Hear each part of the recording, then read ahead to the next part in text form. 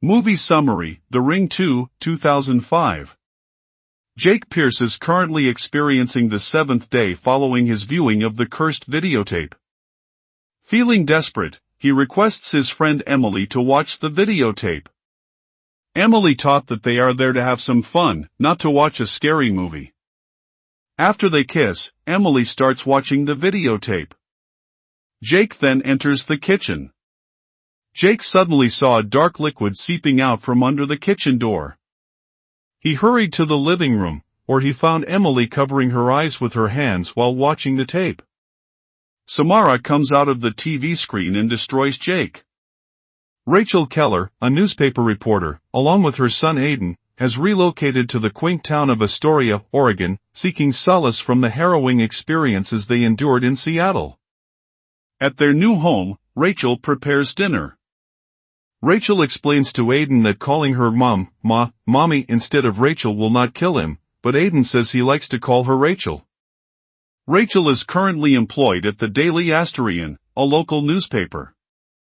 She hears from the police scanner about the ongoing investigation into the enigmatic demise of a teenager. Rachel goes to the crime scene and sees a teenage girl who seems to be in a state of shock. Rachel inspects the dead body and observes the facial appearance. Suddenly, Samara appears, grabs Rachel's arm and says, "I found you."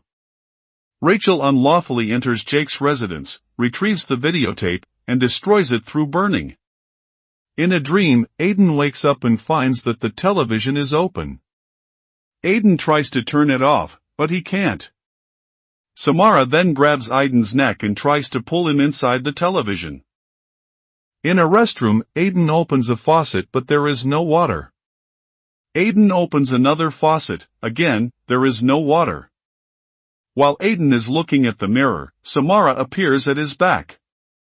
Aidan turns back but Samara disappears. Aidan captures images of himself with Samara's reflection in a mirror. Meanwhile, Rachel is busy looking for Aidan. Finally Rachel finds Aidan in the restroom. She finds that Aidan's body temperature is too cold. They then travel back home. Along the way they are attacked by a group of deer on the road. Aidan starts to experience a drop in body temperature, prompting Rachel to bring him to her office. She seeks assistance from a reporter named Max. They visit Max's house. Rachel prepares a warm bath for Aidan to elevate his body temperature. Rachel places Aidan in the tub, notwithstanding his fears. Rachel returns to her home to retrieve some items. While scanning the camera, Rachel finds the photos of Aidan in the restroom, with Samara at his back. Meanwhile, Max is talking to a guy named Ray on his phone. The bathroom door suddenly closes. Upon returning, Rachel finds that the bathroom door is locked. He instructs Aidan to open it. Rachel successfully infiltrates while Aidan finds himself at the heart of a reverse whirlpool. Rachel breaks the spell and water floods the room. Max accompanies Aidan to the hospital. Hospital doctors have identified bruises on Aidan, leading Emma Temple to suspect Rachel of abuse. As a result, Rachel has been restricted from visiting Aidan. Aidan is asleep with severe hypothermia.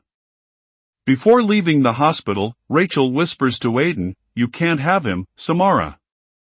You're going back to where you came from."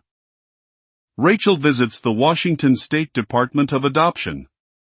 Rachel meets Amina Dai, and asks about Samara's history with the Morgans. Amina Dai advises Rachel to speak to the Morgans. Rachel goes to the Morgans, and meets Marty Sabide of the Stevens Northwest Realty. The old house is for sale.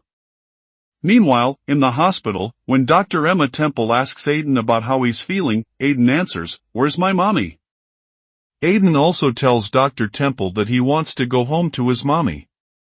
When Dr. Temple tells Aidan that he cannot go home, the possessed Aidan forces Dr. Temple kill herself. Aidan left the hospital after the killing. Rachel learns that Evelyn blames her troubles on her child, so she tries to kill Samara by drowning. They took her baby and Evelyn was institutionalized. Evelyn wants to kill her baby to save her. Rachel visits Evelyn and finds her cutting some papers with a scissor. Evelyn tells Rachel that the dead don't dream, and the dead never sleep. Rachel asks Evelyn the reason on trying to kill her baby. Evelyn answers, "Because my baby told me to." Evelyn advises Rachel to be a good mother and to listen to her baby. While Aidan is watching television at home, Max arrives and says that Aidan must be at the hospital. Rachel arrives home and finds that the TV is turned on, but no one is watching. Rachel sees the jacket of Max on a chair, but she cannot see Max. Aidan suddenly appears and hugs her. After some conversation, Rachel goes outside to look for Max. Rachel finds the dead body of Max on his truck. Aidan informs Rachel in a dream that she needs to submerge him in water, as it is the only way to rid his body of Samara's lingering presence. Rachel administers medication to Aidan in order to induce sleep, as the method for banishing Samara's spirit involves submerging Aidan in water. Upon submerging him in water, he suddenly wakes up and vehemently denies being Samara. However, she comes to the realization that it is not him and proceeds to submerge him further. The spirit of Samara emerges from Aidan's barely alive form before vanishing. Rachel successfully resuscitates Aidan, restoring him to his regular state. The television flickers to life, revealing Samara, prompting Rachel to understand that all Samara truly craves is a mother. She selflessly gives herself up and is drawn into the screen, descending into the well where Samara met her demise. Rachel notices that the well is open and starts to climb out. Samara hastens to reach her, but is compelled to retreat into the water. Rachel successfully escapes the well, while Samara rushes to the top, crying "Mommy." Rachel successfully closes the heavy stone lid over the well with Samara inside. She subsequently discovers herself in a misty forest and arrives at the cliff where Samara's adoptive mother took her own life. She hears Aidan's voice and leaps off the cliff. It fades to black, and Rachel awakens on her living room floor near Aidan. She assures him that it is all finished and requests that Aidan refer to her as Rachel, at least for the time being.